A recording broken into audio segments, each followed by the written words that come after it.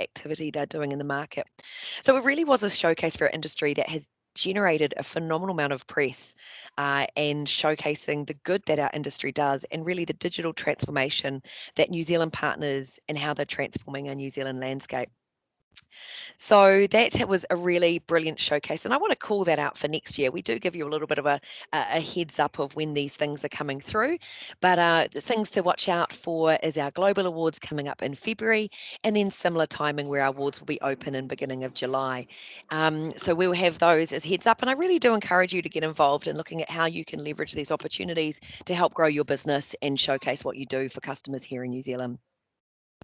The other thing, which I'm not going to steal Ricky's thunder here, has been the huge announcement in around our Surface product launch, and he's going to tap a little bit more into that. But there's been a lot of news and events in and around that space. I think as we are fast approaching Christmas, and I know this is just, I don't know about you, but you start hearing about what are you doing for Christmas plans? But we're sort of on a trajectory towards Christmas, which is we're in the phase of what we call our Q2. So we're really in the thick of market and for our campaigns and investments and our programs, the thick of really driving momentum through our products and through our programs.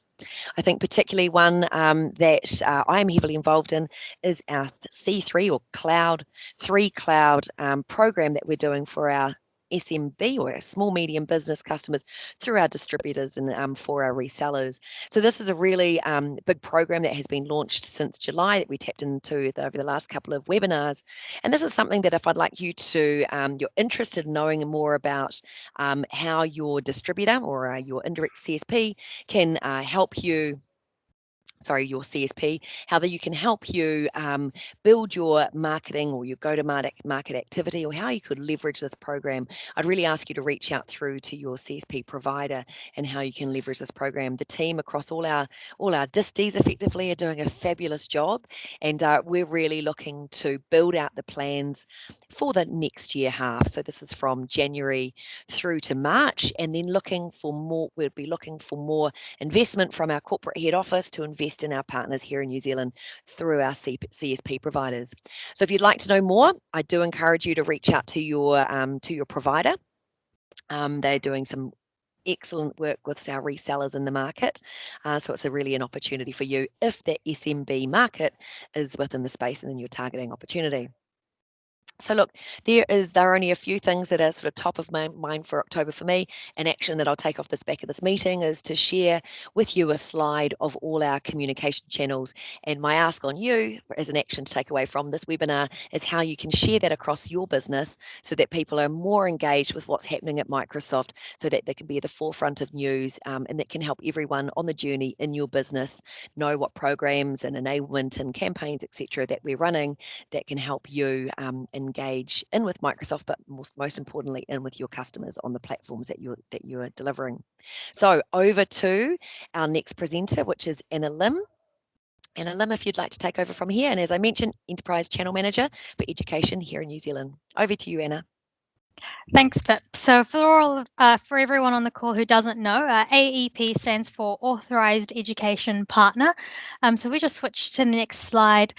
So pretty much every partner who transacts with us or has an MPN ID should have been communicated via email back in September that we've actually retired our AEP program as of October 1st, 2019.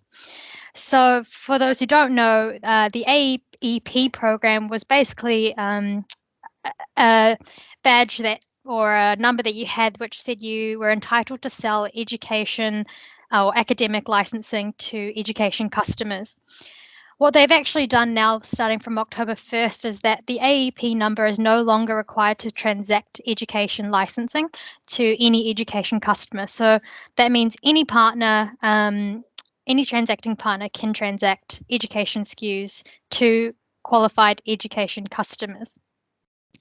The onus really is on distributors and resellers to be checking whether each customer qualifies as an education customer. And you'll see on this slide there's a link for QEU, and I would look specifically for the New Zealand definition of an education user. So one thing to note is if we go to the next slide, The responsibility really sits with the reseller and distributor. You need to be checking that every customer that is looking to purchase academic pricing matches or qualifies according to the QEU. And also, please keep hold of any documentation or any proof that they're an education customer, as Microsoft will be doing random audits to check.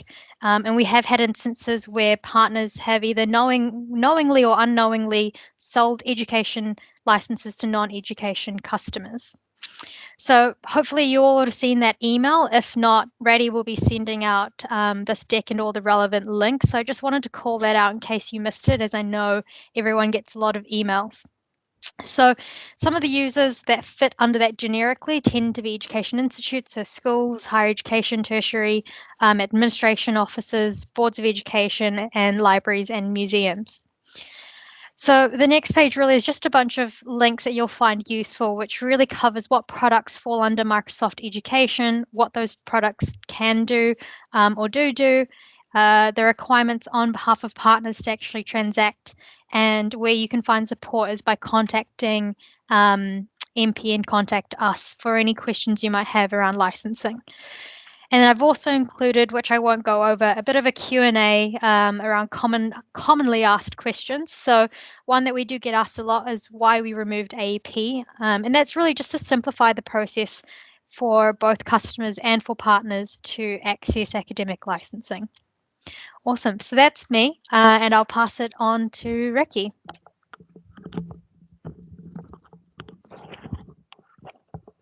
Kia ora, everybody. My name's Ricky. I'm the Surface Business Group lead for Microsoft New Zealand. I focus specifically on the commercial business. And I'm just going to spend 10 minutes with you today running you through a little bit of a recap of the announcements that we made initially on the 2nd of October or 3rd of October New Zealand time around the additions to our Surface family, which for the most part, and I'll kind of go into a few details in a minute, are now available in the New Zealand market. So what you can see on screen is the Surface family sort of pre-October the 2nd. And, you know, the range has grown over time. We started with Surface Pro being that kind of hero two-in-one device. It was really the form factor that launched Surface, and subsequently we've added Go, the very small and portable version, laptop for your more traditional user who wants a sort of clamshell form factor, Surface Book, our most powerful device, which is also detachable, Studio, which really pushed boundaries in terms of creativity and the ability to float up and down, and then lastly Surface Hub for teamwork and collaboration and a meeting room experience. So a wonderful lineup there, but as we move forward, the new additions kind of really build on some of the strengths of that lineup, and also again look to kind of advance the range and introduce, you know, some new and exciting ideas. So I'll start on the right hand side of the screen with Surface Pro 7. What you'll and I will talk about each product in detail in a minute, but what you'll notice with Surface Pro 7 is not a lot of change to the form factor that you know and love. It is still our hero device, and if you've got a Surface Pro 6 or a fleet of Surface Pro 5s, even Surface Pro 4, you're going to find a very similar form factor. So things are very compatible. If it's a dock, if it's a case, if it's a wall mount, anything along those lines, it's going to be backwards and forwards compatible. Surface Laptop. The 13-inch version has some changes, and we'll jump into those, but sitting nice and big in the middle of that slide is the new 15-inch model, and really is a beautiful, beautiful machine. When you see it in person, it really has that wow factor, and that extra screen real estate, you know, just kind of lights up. So really exciting what will happen with that device. And then lastly on the left, Surface Pro X, and this is the device, I guess, that is pushing some boundaries, and I will dive into detail, but straight away form factor is different. It's not the same as a Pro 7. It's got a much thinner design. It's got rounded edges. It's got very slim bezels on the sides of the screen, and some other cool features that we'll dig into in a second. So as we move forward, we'll start, as I said, with Surface Pro 7. So well, I guess the consistent thing across the range, and I'll talk to this now, is fast charging. So I think the statistics are saying that within 30 minutes you'll get to 50% battery life. Within an hour you'll get to 80% battery life. So fast charging is available across all of the products, which is really important. In the Pro 7 and the laptop range, we have included the latest 10th gen Intel Core processor, Ice Lake. In the Pro 7, you still get a choice of platinum and black. And like I said, really just a kind of an internal upgrade of the existing Pro 6. I will call out though, and this is now available on all Surface devices, USB-C for the first time on a Pro device. So you've still got traditional USB-A, but USB-C, and hopefully that gives you that kind of universal connectivity experience if you've got existing fleets of third-party docks and so on. Surface Connect is still there, but hopefully now this unlocks a few customer opportunities where USB-C was an important factor. As we move forward into a laptop 3, you see the two different sizes there. One thing to call out on laptop 3, it was a little bit polarizing, but the keyboard had Alcantara fabric. Now, it's a really lovely typing experience to rest your hands on. It feels very personal and comfortable, and some of our users absolutely loved it. However, we did get some feedback that Alcantara was perhaps not suitable in some environments. If it was like a medical environment that needed to be sterilized, or just wasn't for everyone. So now Alcantara is essentially optional in the 13-inch laptop version. So the platinum comes with Alcantara, the black is a metal finish. You can choose accordingly. In the 15-inch version, there is no Alcantara option. It is all that metal finish. Like the Pro 7, USB-C is included, fast charging is included. It is running the Intel Ice Lake 10th gen processor. Just something to watch out for. This is not the same processor in the consumer version of the product. They're running an AMD chip for the first time. So just be aware that if you've got a commercial customer, you do want to be making sure that you're quoting a commercial SKU there. Now, I'm just going to pause. I'll address questions at the end, but I can see Greg asking around charging the Surface via USB-C, and yes, the answer is yes. You've optional USB-C charging or the Surface Connect. Anything else on the laptop? No, I think we'll move on to Pro X, because this is probably the most interesting new device. So Pro X, as I mentioned, a kind of a pretty sleek new form factor. It's a 13-inch touchscreen. It is beautiful to look at. It's super light, super thin, just 7 millimeters thick, which is really striking, curved edges. It is a beautiful, beautiful design. Now, initially, I do want to let people know the type cover, because it is a slightly different form factor, the type cover is not compatible. If you've got a Pro 7 type cover, it won't work on the Pro X. You do need to buy it separately, and you're going to want to do that because the type cover comes with a really, really cool piece of kit that allows you to hide the new Surface Pen in it. So it sort of sits at the top of the type cover and it folds up, and you never know that the pen is there until you take out your device and go to use it, and then boom, your pen is available. Because of that, is also a new Surface Pen, and it's kind of more like a carpenter's pencil kind of design with a slightly flat edge on two sides. So again, just pushing boundaries and trying new things. But one of some of the thinking there was, quite often with a pen, it gets stuck in your bag or your work bag, and you don't actually remember to take it out in your meetings. With Pro X, it's going to be right there in front of you all the time. Also worth noting on Pro X, no USB-A, it's just USB-C, 2 ports, and all SKUs have LTE included. So this is our new LTE offering, super fast LTE, not optional, it's built into everything. Now, where this gets a little bit interesting for Pro X is that this is Microsoft's first product that we are building and launching with a custom built chip. It's called Microsoft SQ1, and that will, I guess, help us deliver on an experience that is really, really strong battery, really, really fast, always on LTE, and really, really strong performance. So that's kind of the thinking behind that. However, for your commercial customers, what that does mean is that you do need to be aware of what the applications that your users are trying to run, because it is not a full or standard version of Windows Pro that ships with the device. So in a, I guess, summary sense, anything that is 32-bit should be okay, but if it's 64-bit, we need to sit down and work through exactly whether or not that's going to run or how we can make that work. So just be aware that there are some limitations with the applications that this device can run, and let us work with you to ensure that you understand that and that we can help your customers on that journey. But really, I think a glimpse into the future of Surface with that always connected, super light, super thin experience. And one way to describe it, I think, is for those executives who are on the move a lot, traveling, need really strong battery and performance. LTE is very important to them, and have maybe traditionally used an iPad. Pro X is going very squarely after that market to really ensure that they have got a Windows option that looks and feels as good as it does. So that's a quick summary. Surface devices, the Pro 7 and Laptop 3s are shipping today. They are available from Ingram Micro, our disti. Pro X is launching in November.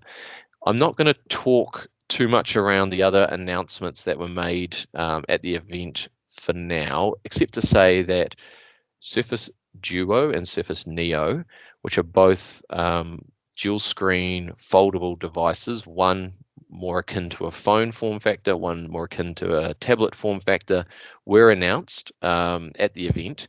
Essentially, what we're saying is we have a year now to plan for those and work with our developers to kind of think about what applications might look like with dual screen foldable technology. And that's really exciting. We will keep you up to speed with developments in that, but Surface has always been known for kind of pushing the boundaries in hardware and trying to uncover what is next in the world of PCs. So keep an eye on it. And lastly, if you are a partner on the call that at the moment is not enabled to sell Surface, please feel free to contact your Ingram Micro representative, who is our sole distributor at this stage. And if there is interest in becoming a Surface Pro reseller, talk to Ingram, and we can look to expand our channel a little bit, because we've got a pretty wide range of products now, and we're excited to kind of help get those into the hands of more and more New Zealand businesses. So that's it for me. I'll stick around and have a look for any questions in the chat room, but thank you all for your time and attention. Cheers.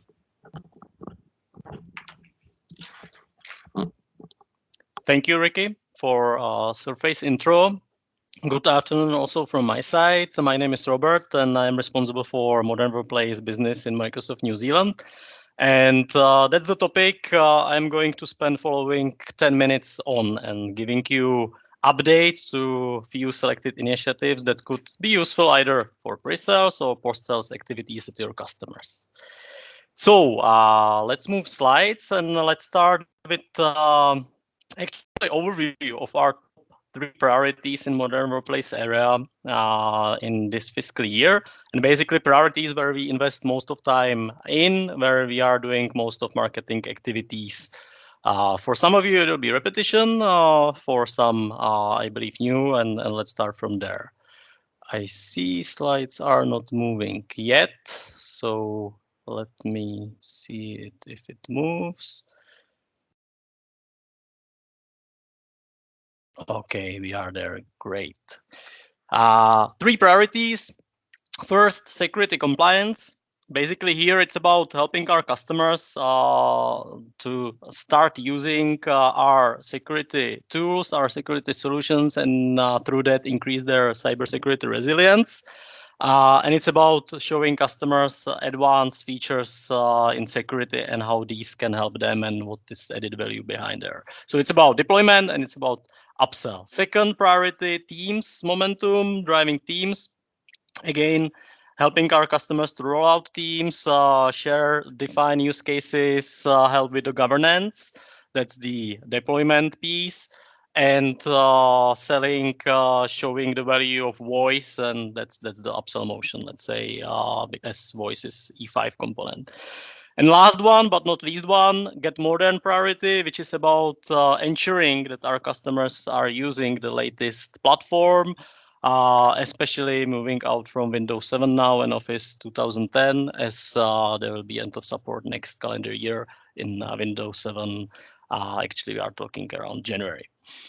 Across all of these three priorities, we do bunch of things, bunch of marketing stuff, starting with digital campaigns, then like being present at many third-party conferences, doing webcasts, and doing customer case studies. So for especially in terms of case studies, we always are ready if you have interesting one to support it and even finance the creation. So you can always let us know.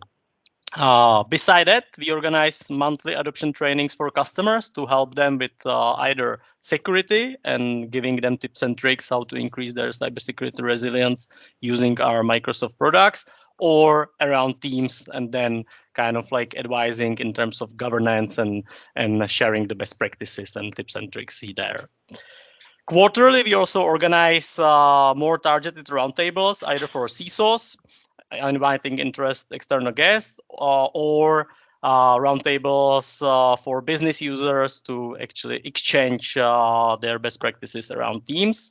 Beside that, we are doing also like a big events and something like tech discovery days, typically for 100 customers. Typically delivered by our premier engineers, which is like then more technical piece. But what I would like to spend some time on and talk a little bit about more is motion, which is like more like a one-to-one, and that's motion of all the assessments. And that's actually something that we built for you, for partners, to drive jointly the business at your customers in these particular areas. So either in security, and we have like a whole security assessment framework, or compliance, or teamwork, or Windows 10. So basically having 4 different types of assessments that you can leverage. Across all of these, basically, it's about that you have available bunch of materials from marketing perspective, but also like a guidance how to deliver these workshops, what should be the output, best practices from the delivery, and some other stuff that you can, all the decks that you can basically use during these assessments delivery. On top of that, if you are a COSEL ready partner, especially for larger customers, you can get even some co-funding for these assessments delivery. But mainly, it's about giving you IP and helping you delivering these topics at customers and opening the discussions either for pre-sales or as I said before, post-sales. So let's move to other slide and let's touch 2 of these workshops or assessments. First, teamwork, and second, security. So teamwork, this assessment has typically 2 modules. It can be either 1-day workshop or 3-day workshop. For 1-day workshop is about sitting with BDMs at customer side, defining the issues they have, defining the challenges, use cases and the scenarios for teams, and discussing how teams can address actually the situation and issues or needs that customer has. Typically, this 1-day BDM workshop is followed by a more detailed planning workshop, which is 2-day one, and always already focus on one of the defined topics, either around adoption and change management and defining how to roll out teams at customer premise, or connected to calling and meetings features and solution of Teams, or connected to Teams as a platform. So basically application for Teams, templates in Teams, and so on. And the outcome of this 2-day workshop is really building the clear roadmap to customer with next steps and solution scenarios, use cases, and steps how to, for example, roll out teams across the organization. So that's teamwork assessment. As I said, if you are COSEL ready partner, and especially for larger customers, you can get even some co-funding. Typically for these 2 modules once they are delivered up to $5,000. So it can be interesting also from this perspective. But all of you can actually check straight away the website. I'll share it then also within the chat and check the IP, check the framework, and the materials that are available, and also the readiness and which could help you to have these discussions at the customer side. So that's a teamwork. If we can move forward, maybe one more slide. So this is example of security workshop. Here there are two options. One is with threat check, second without threat check. Threat check meaning basically enabling advanced security features, part of E5 trials at the customer side, and through that collecting data from the customer environment about what is happening there for some time period, about what kind of threats are happening, what users are doing, what kind of third-party applications they are using, and stuff like that. And then after some time, typically it could be a few weeks, reporting this back to customer, and based on that, having that discussion where the customer is currently in terms of security stage, and what could be next steps, what could be the solution, how Microsoft can help in terms of different security solutions in different areas along the kill chain. So again, you have available lots of materials here, starting from the marketing invitations to guidance how to run these workshops, to demos, and to best practices, how to basically deliver the output of this workshop.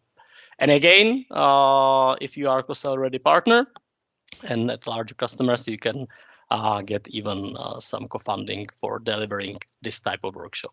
So that was quickly two examples, teamwork and security. There are also similar assessments and materials for Windows 10. And since November, there will be also compliance assessment available and all the bombs connected to that. One more thing I'd like to mention today, if we can move forward the slide, it's recently announced a new incentive for modern workplace connected to usage and also new claiming process. So basically, what this incentive is about, it should motivate work done at customers around deployment, and as I said, it's connected to usage and level of usage increase at the concrete customer. You can see the workloads on the screen. I will mention a few important things here. First, to be eligible for that, you need to be gold or silver competency partner. Second, what is important, and it's something which is different from previous TPOR, it's linked to specific workload at customer. What does it mean? It means that at one customer, in theory, there could be more partners deploying different workloads and each of them claiming this incentive for that particular workload. Or you as a partner could deploy more workloads at that customer and you can claim this incentive for each of these workloads. Typically, the level of consumption and the payment that is connected to that level is 15% or 40% or both. You can see where it applies at these different workloads. If we can move forward to other slides. One more thing that was on previous slide, but I'll just mention it. It's for customers over 150 seats. So that's good to mention as well. The rates for this incentive are connected to size of customer. So basically, what I put on the screen is example of, let's say, one case that can give you a little bit better idea about the incentive and the amount that you can earn. So let's take mid-size customer or almost large customer here, like 500 seats, and partner that is deploying workloads across Exchange, Teams, and Office Pro Plus. So in that case, if the if the consumption would increase to 15% in Exchange and 15 and 40% for Teams and Pro Plus, basically you could get incentive for this like around like 9,000 US dollars. So I'll pause here if there is any question around this one, because I'm going pretty fast through this. We'll share webinar which goes in detail how to claim it, and also which go through detail in terms of the incentive itself. But yeah, if you have any question around this, please ask. If not, then basically let's move to other slide, and maybe even you can move more. This last slide, it's just to remind end of support of Windows 7 and soon as well Office 2010. And just that you are aware that we are doing a pretty extensive campaign here on the market towards customers, promoting the advanced value of migrating to the latest platform.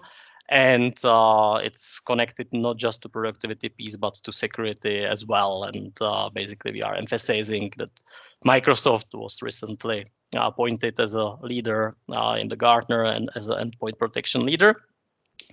Also, this slide should give you just a little bit size of things that we are doing around Modern Workplace to promote Microsoft solution across security and teamwork. So basically, in following 3 months, we are doing more than 25 events. So quite a few, and basically something that should also help you to drive Modern Workplace business at the market. That's it. That was a quick overview. At the last slide, few links for user resources around specifically connected to adoption around teamwork and around security. And yeah, just the reminder of the assessments. So definitely check these ones because lots of useful IP there. And that's the tool where we invest lots of things right now. Thank you for your attention, and I am heading over to Rady. Ooh. Thanks, Robert. So now I'm going to go and cover a few things lined up on the Microsoft calendar coming into November that I felt should be called out and keep front of mind for you all. So first thing on the agenda is to showcase this tool.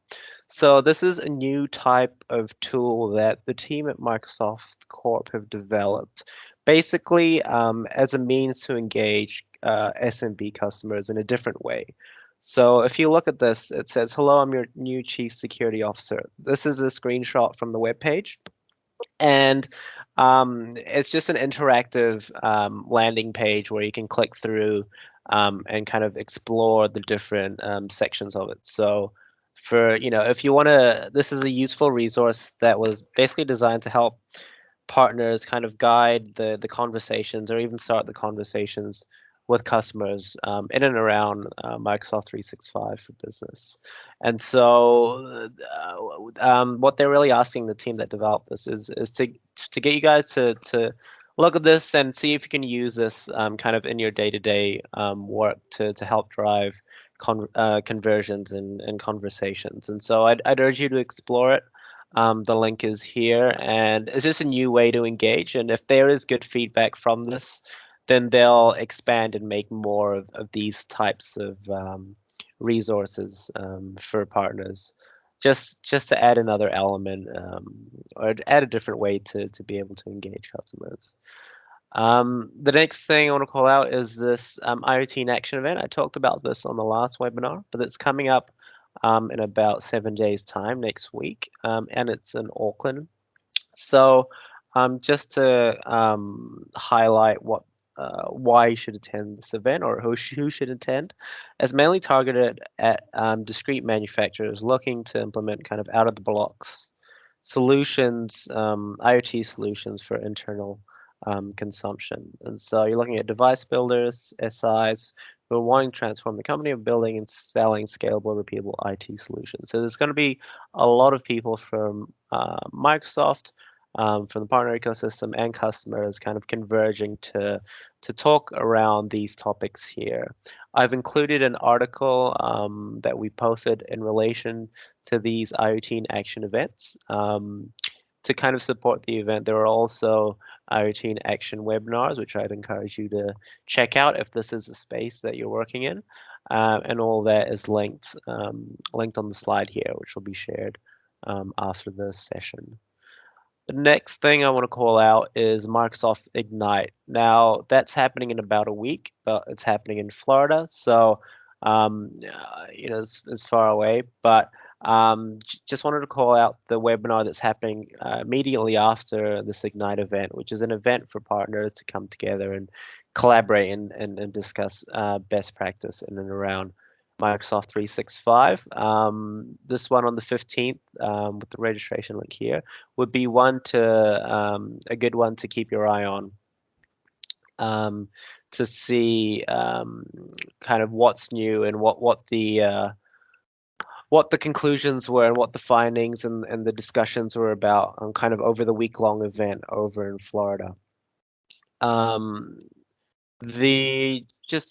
at the question there from Warwick, for the IoT in action event, it will not be streamed, so you will have to attend to see and hear what's on the discussion, what's happening there in that space.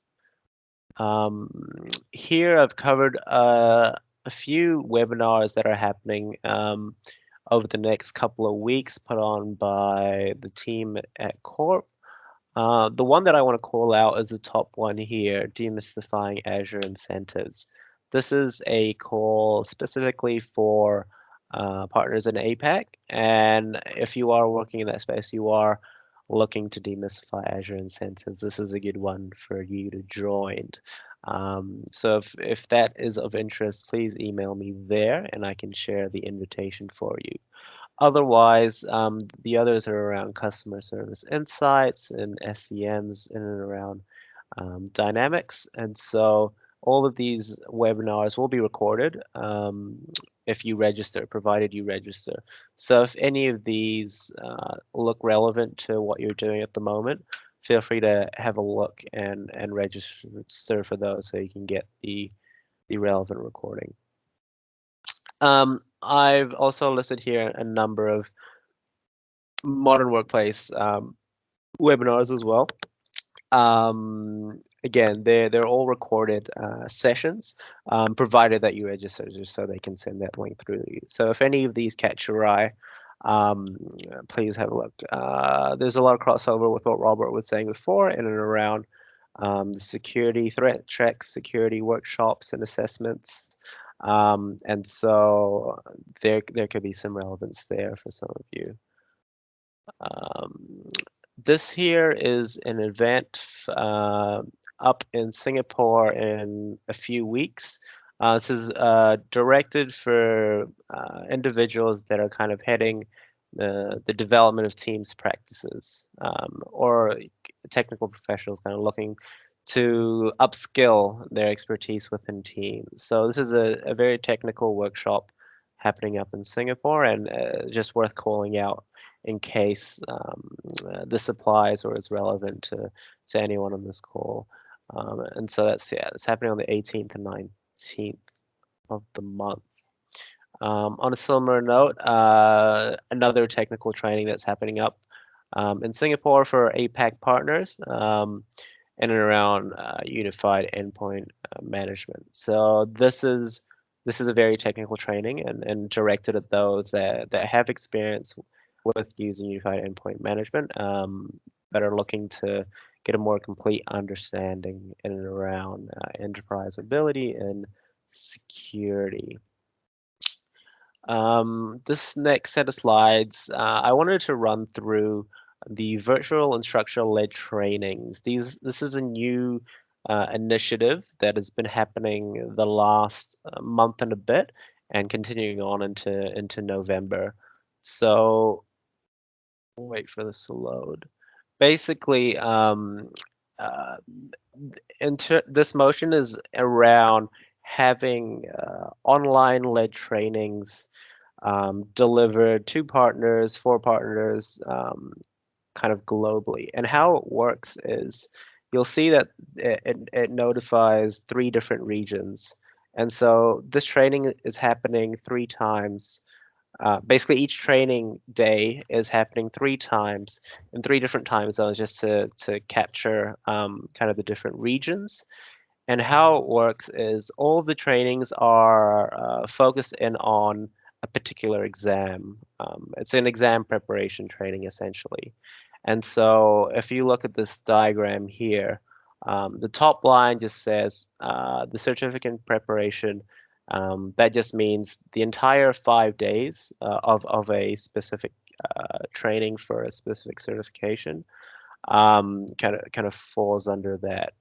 And how it works is there are 1 2-hour session every day of the training. So some trainings are 5 days, some are 3, some are 1.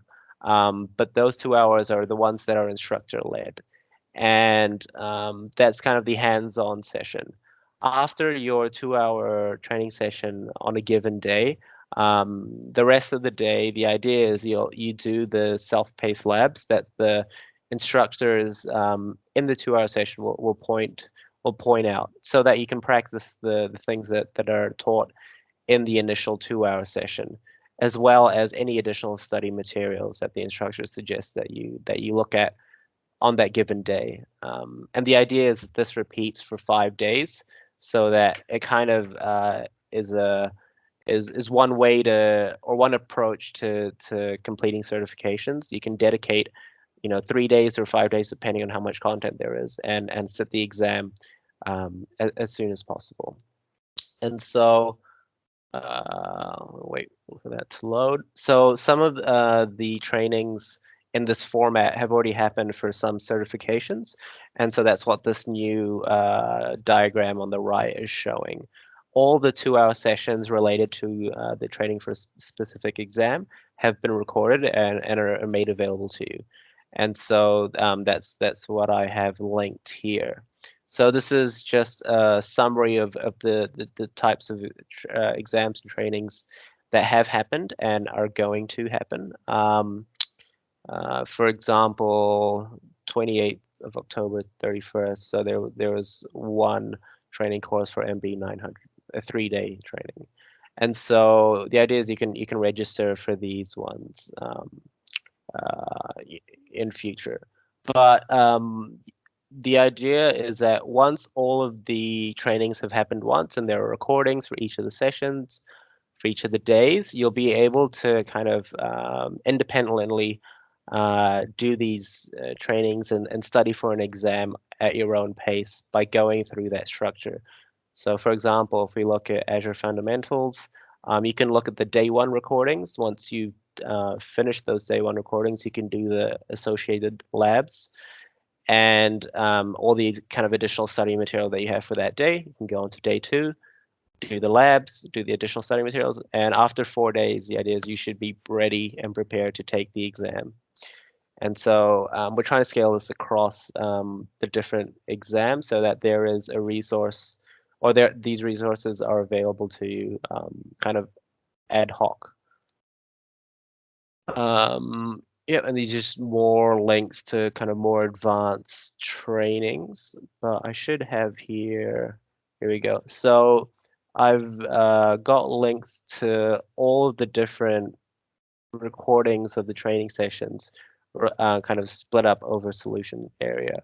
So if you want to take an exam around Azure, this link has all the recorded trainings for most, if not all, of the Azure exams. If you don't find the exam you're looking for, the associated trainings on there, that means they're planning to do it.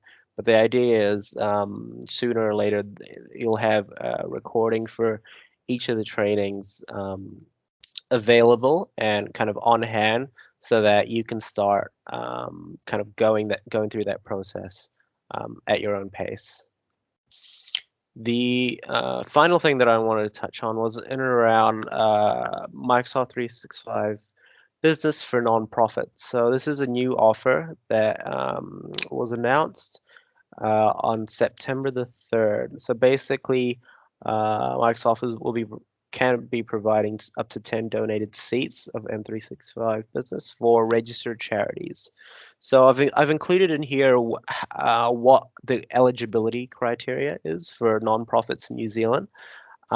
Basically, they have to be registered as a charity and have an association with TechSoup, which is a they help charities kind of take up kind of these offers from various tech companies. And so this is a new thing that's happening, and I just wanted to spotlight this just because there hasn't been as much noise around it as it is such a very cool offer for nonprofits. And so if you are maybe had conversations in around this space, this is a good opportunity to maybe look into it some more. A team has already developed a lot of content in around the go-to-market campaign for this specific offer, and they're all available in the links provided. And so if this is something that could be relevant to you, I do encourage you to check that out. And that covers my section. I guess for I sign off, just want to reiterate what Pip said in the beginning. If you do have colleagues or counterparts that could find value in attending this webinar or keeping in the loop via our other channels, please kind of send them the link through for this webinar, which is here. Otherwise, I'll make sure to include the links to all our other channels, including newsletter, the Yammer network, everything, when I put these slides up on the network. But otherwise, thanks for joining us on this Wednesday afternoon. We'll be here for a few more minutes if anyone has any questions. These slides will go up to the Yammer network momentarily, and feel free to reach out to Anna or Ricky, Robert or myself with any of the content that's been said today. Thanks, Reddit. Awesome content there. So team, we'll stay here for a while. If there's any opening up the floor for any Q&A, so feel free to take yourself off mute, or otherwise pop a question into the chat box. And otherwise, we will see you next month.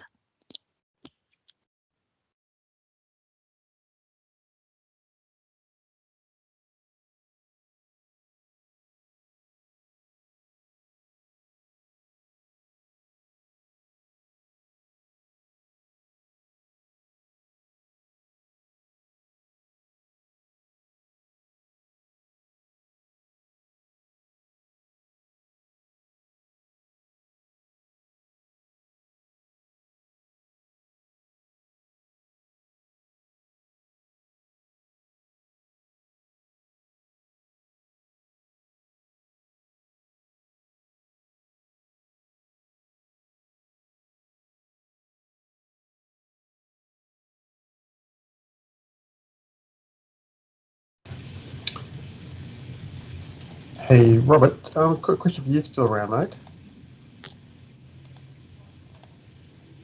Reddy, is Robert still online, or is he in the room? I think he might have gone. Who have we got here, and can I connect with you over email? It's Shark here from Provoke. That's all right, I can just flick him a mail. I was just wondering when the customer associations will be live in the partner centre, or if that's already live. I'm a little unsure on that one. Good question for him. Have you got his details to contact him directly? Yeah, I'll just grab it from the... Oh, awesome. Thank you. Cool. Love your work. Good Thank evening. you. Okay, You too. bye. Bye. Yeah, but that, like, third law to the lifetime of that container. If that container, as long as you don't destroy it, if you start it and stop it.